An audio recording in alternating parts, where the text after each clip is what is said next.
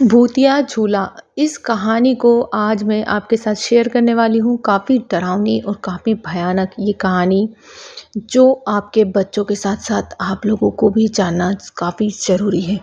तो भूतिया कहानी इतनी ज़्यादा डरावनी और इतनी ज़्यादा भयानक है, ये रियल में हुई है, वो भी हम आपको बताएंगे कि किस जगह पर और कहाँ से ये लिखी गई है। तो चलिए बताते हैं। उसके पहले अगर आप मेरे चैनल पर नए हैं तो प्लीज़ चैनल को सब्सक्राइब ज़रूर कर लीजिएगा। लाइक और शेयर करना ना भूलिए। बेल आइकन को प्रेस कीजिए ताकि कुछ भी नया मैसेज आप तक आसानी से पहुंच सकेगा मेरी वीडियो का। तो कहानी में 5 किरदार मेन हैं। तो एक जो पेरेंट्स हैं, शर्मा फैमिली में एक जो माताजी हैं और पिताजी गवर्नमेंट जॉब में है। आए दिन उनका ट्रांसफ़र होता है और ये सिविल सर्विस में है, तो इनकी जो पोस्टिंग है वो हर शहरों में बदलती रहती है। अब इनके 3 बच्चे हैं, 2 बेटे हैं और 1 बेटी है। तीनों अच्छे पढ़े लिखे, अच्छे समझदार, मीन्स के पढ़ाई कर रहे हैं। इस तरीके से आपको मैं समझा सकती हूँ कि लड़की जो है वो 8th क्लास में है, 2 लड़के, एक 10th और एक 12th में है।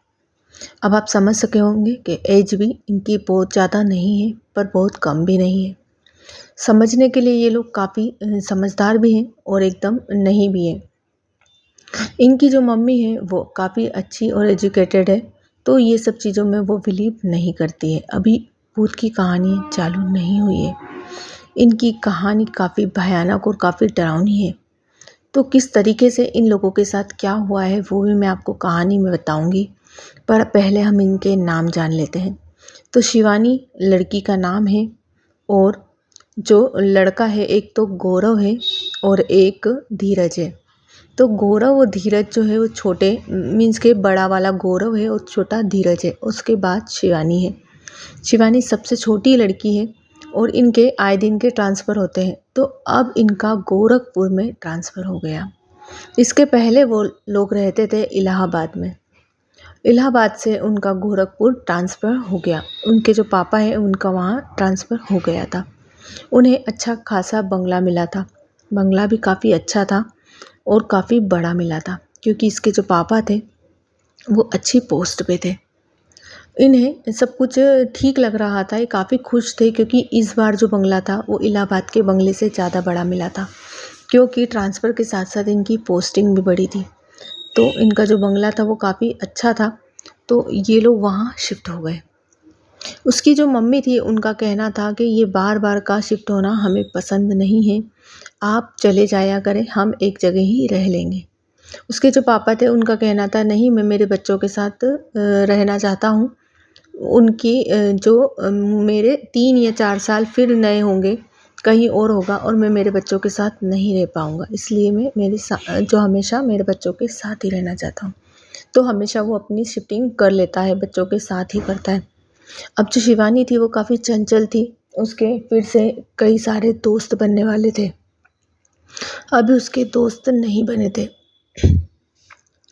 उसने नया स्कूल में एडमिशन लिया, काफ़ी अच्छी थी पढ़ाई में, काफ़ी टंच थी। अब उनके जो घर था उसके जो बाहर का बैकग्राउंड था उसमें एक झूला लगा था। झूला काफ़ी अच्छा था, काफ़ी बढ़िया था। वो झूलती थी उस पर। शिवानी जो थी वो पहले ही उसके जो पापा शिफ्ट हुए वहीं से उसने कहा कि वाह पापा, यहाँ पर सबसे अच्छी चीज़ जो लगी है मुझे ये झूला है। बस इतना ही कहना था उसका। किसी ने नहीं कहा, किसी ने नोटिस नहीं करा उस झूले की तरफ, और उसी ने करा। बाकी लोगों ने केवल घर को देखा, बंगले को देखा और उन्होंने उसी की तारीफ़ करी। केवल शिवानी जो थी उसने केवल झूले की तारीफ़ करी थी। सबसे जो ज़्यादा अच्छा था पापा, वो ये झूला था।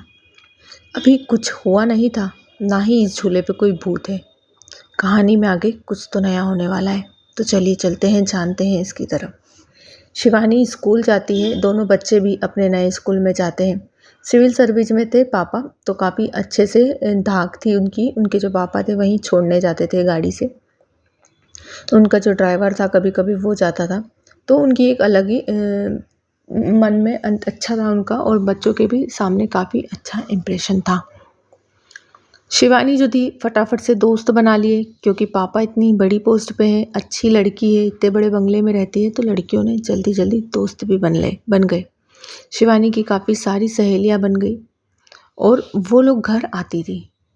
उसमें से एक थी रिधिमा। रिधिमा जो थी वो शिवानी की काफ़ी अच्छी दोस्त बन गई। उसने कहा कि जो सारी फ्रेंड्स थी उनसे कि आज भी हम आप शिवानी के घर चलेंगे, तो सारी दोस्त जो थी फ्रेंड्स उन्होंने मना कर दिया। पर शिवानी जो थी वो रिधिमा को अपने साथ लेकर आ गई। तो मॉर्निंग में ही, मतलब मीन्स के 12 बजे के बाद जो छुट्टी हो जाती है उसके बाद वो लोग घर आए। घर आने के बाद उसकी जो मम्मी थी उन्होंने कहा पहले खाना खा लो, उसके बाद खेलोगी तुम। तो उसकी मम्मी का जो कहना था वो नहीं मानती, मीन्स के उस समय नहीं माना। ऐसे तो काफ़ी संस्कारी थी शिवानी, पर कहा कि नहीं मम्मी, अगर मेरी दिमाग को लाई हूँ साथ में तो पहले हम खेलेंगे खूब सारा, फिर हम खाना खाएंगे। काफ़ी सारे नौकर चाकर लगे हुए थे उस बंगले में। उन दोनों को झुलाने के लिए एक जो सर्वेंट था वो उनके साथ जाता है और उन्हें कंटिन्यूसली झूला देता रहता है। उसने एक बार में इतनी ज़ोर से झूला दिया कि शिवानी जो थी वो पूरी गोल घूम गई और नीचे गिर गई। रिधिमा उसे देखती ही रह गई कि इस सर्वेंट ने इतनी ज़ोर से कैसे झूला दे दिया। अब उसे समझ नहीं आ रहा था कि किस तरीके से मैं बताऊं आंटी को, क्योंकि वो उन लोगों को घूर घूर के देख रहा था। अब शिवानी की एकदम तेज़ी से आवाज़ आती है और आवाज़ एकदम ज़ोर से चिल्लाने की आई, तो उसकी जो मम्मी थी उसके साथ ही सारे जो घर के नौकर थे वो भी दौड़ लगाकर वहाँ पर पहुँच गए। अब जो वो नौकर था जो पहले उन्हें झूला झुला रहा था, उसने फटाक से कहा कि मुझे कुछ समझ ही नहीं पड़ा, मैंने कैसे झूला दिया, मैं तो बिल्कुल शांति से झूला दे रहा था, किसी ने मेरा हाथ पकड़ा ज़ोर से और मुझे गोल घुमा दिया, मीन्स कि झूले को पूरा, मेरे हाथों को पूरा राउंड कर दिया। वो थोड़ी देर तक हिप्नोटाइज हो जाते ना, उस तरीके से हो गया था। थोड़ा घबराने लगा। घबराने के बाद उसने ज़ोर ज़ोर से चीखना चालू करा कि मुझे कुछ भी नहीं पता है, मुझे मत मारो, मुझे मत मारो। उसकी जो आंटी रहती है, मीन्स की रिधिमा की और शिवानी की जो मम्मी जो दौड़ लगा के आई थी, तो उन्होंने कहा कि नहीं, हम कुछ नहीं कर रहे हैं, शिवानी ठीक है, पर तुम इस तरीके से व्यवहार मत करो, अब चुप हो जाओ वरना तुम्हें मैं नौकरी से निकलवा दूंगी। इतना कहने के बाद वो चुप हो जाता है और घर में चला जाता है। अब जो शिवानी थी वो वापस से वहीं पर झूला झूलने लगती है। उसकी मम्मी के कहने के बाद भी वो नहीं मानती। अब यही चीज़ जो थी सेम रिधिमा के साथ होती है।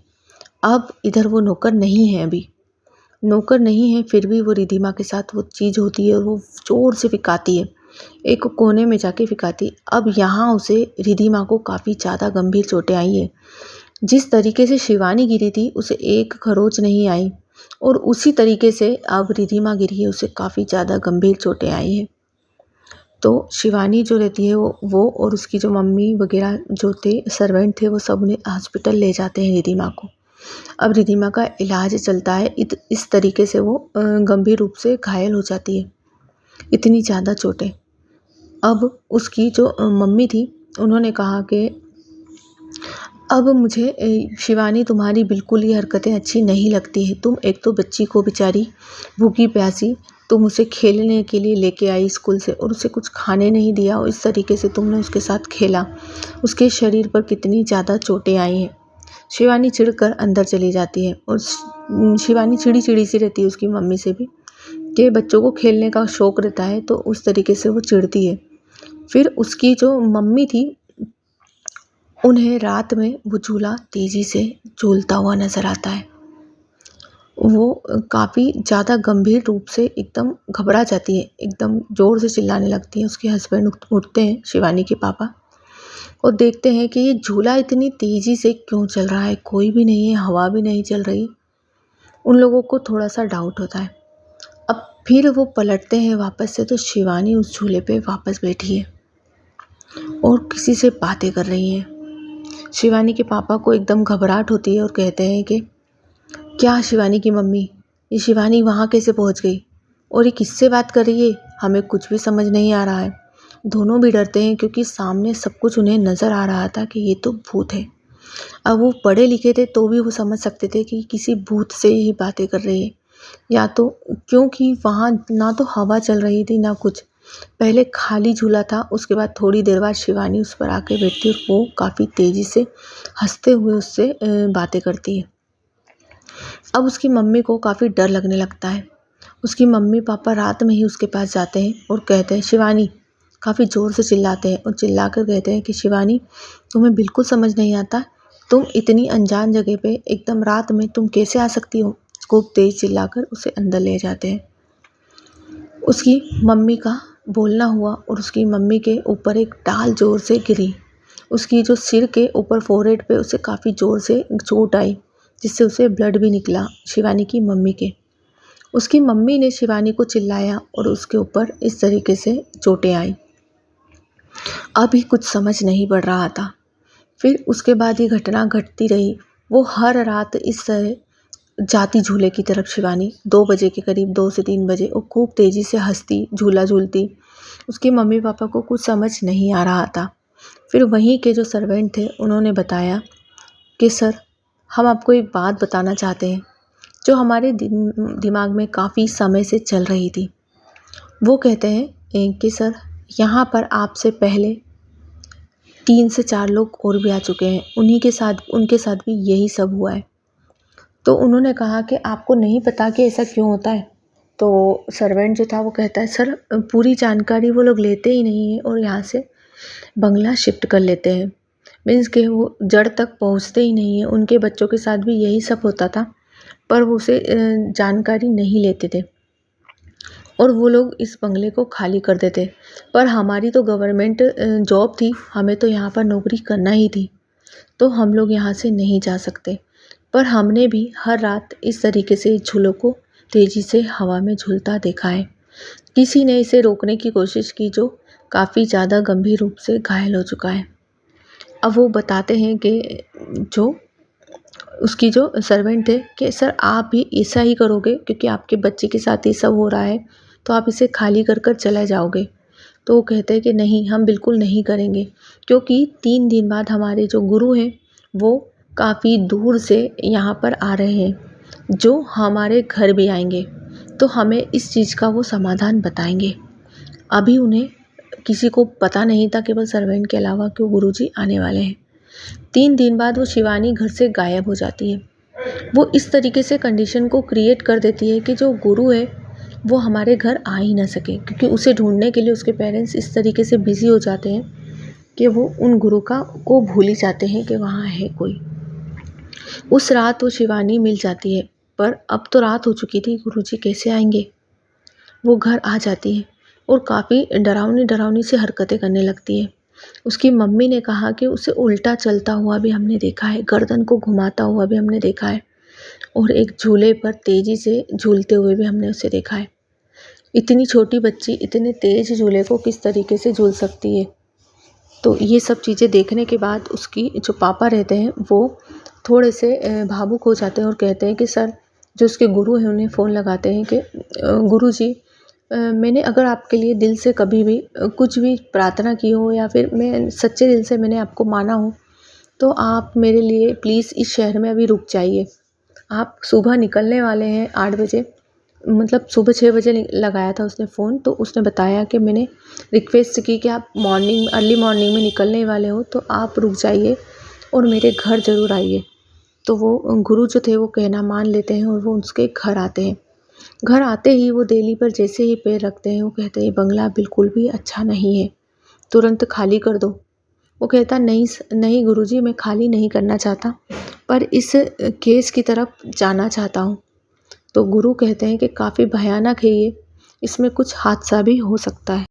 पर वो कहता है कि अगर मैं यहाँ से चला भी जाता हूँ तो भी मेरी बच्ची ठीक नहीं है और अगली बार जो बंगले को जिसको भी मिलेगा वो भी उसके बच्चों के साथ काफ़ी परेशान होगा, तो मैं इसे यहीं ख़त्म करना चाहता हूँ।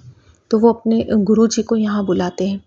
वो गुरुजी वहीं थे घर पे। उन्होंने एक शीशा लिया, शीशे में उन्होंने कुछ चीज़ देखी। उसके बाद उन्होंने कहा कि जिस घर में तुम रह रहे हो वो घर भी सही नहीं है, ये झूला भी सही नहीं है और अभी तुम्हारी लड़की भी सही नहीं है। तो वो कहते हैं कि क्या हो गया गुरुजी, कुछ बता सकते हो आप? तो वो बताते हैं कि जो इस बंगले में रहता था मीन्स के फर्स्ट टाइम जो रिया होगा, उसकी जो वाइफ थी उसने सुसाइड किया था। सुसाइड क्यों किया था ये अभी तक किसी को पता नहीं था, पर उसकी जो पत्नी थी उसने सुसाइड किया था, और सुसाइड वहाँ किया था जहाँ तुम्हारी लड़की झूला झूलती है, उस जगह पे उसने सुसाइड किया था। क्योंकि उसकी जो पत्नी थी वो काली थी, सांवली थी। उसके जो पति था उसे काफ़ी परेशान करता था कि मैं काफ़ी बड़ी पोस्ट पे हूँ, मुझे सब कुछ अच्छा मिलता है और मैं इसे साथ लेकर जाना नहीं चाहता हूँ मम्मी, जो उसकी सास रहती है उससे कहता है औरत की। वो इसी टेंशन में वहाँ पर फांसी लगा लेती है। फांसी लगाते टाइम उसकी जो मम्मी थी, सासू माँ दौड़ी हुई आती है, पर वो जब तक अपनी आत्महत्या कर लेती है। और उस जगह पर पहले इमली का एक पेड़ हुआ करता था, उस पेड़ पर भी काफ़ी ज़्यादा नेगेटिव चीज़ें थी। तो अब जो थी ये जो लेडी जिसने सुसाइड किया था, ये भी वहीं बस गई थी। उसके पति ने वहाँ पर से वो पेड़ को हटवा दिया था। हटवाने के बाद उसने झूला कभी नहीं लगवाया, पर उस पेड़ को कटवा दिया था। और उसके बाद से ही जब भी वो लोग खाली कर कर गए, उसके बाद जो भी आता था तो किसी ने वहाँ पर झूला लगाया। उस झूले के बाद में ही ये प्रॉब्लम सारी चालू हुई, और उसके बाद ही काफ़ी ज़्यादा शक्तिशाली भी हो चुकी है। तो उन्होंने जो गुरु थे उन्होंने वहाँ से तो कुछ चीज़ों को बस में करा, पर अभी उनको कह दिया था जो शिवानी के मम्मी पापा कि आप लोग यहाँ से शिफ्ट हो जाओ, कहीं और चले जाओ। वो लोग शिफ्ट हो गए थे, पर उसके बाद उस गुरुजी ने पूरा बंदोबस्त करके उस आत्मा को कहीं पर बंधवाया, और उसके बाद उसे पूरा बंगले को क्लियर करवाया। क्योंकि शिवानी के पापा नहीं चाहते थे कि जो चीज़ मेरी बेटी के साथ हो रही है, जो हमारे साथ हो, और किसी के साथ हो। तो वो पूरी तरीके से प्रॉपर तरीके से उसे अच्छे से बनवाया उन्होंने और क्लियर करवाया, और उसके बाद कभी भी कोई प्रॉब्लम नहीं आई। सब चीज़ अच्छी हो गई थी, पर उस समय तक उन्हें बहुत परेशानी आई, और जो शिवानी थी उसे भी काफ़ी ज़्यादा तकलीफ़ें आई। वीडियो कैसी लगी मुझे कमेंट्स बॉक्स में ज़रूर बताएं, और लाइक और शेयर करना ना भूलें। Thanks for watching.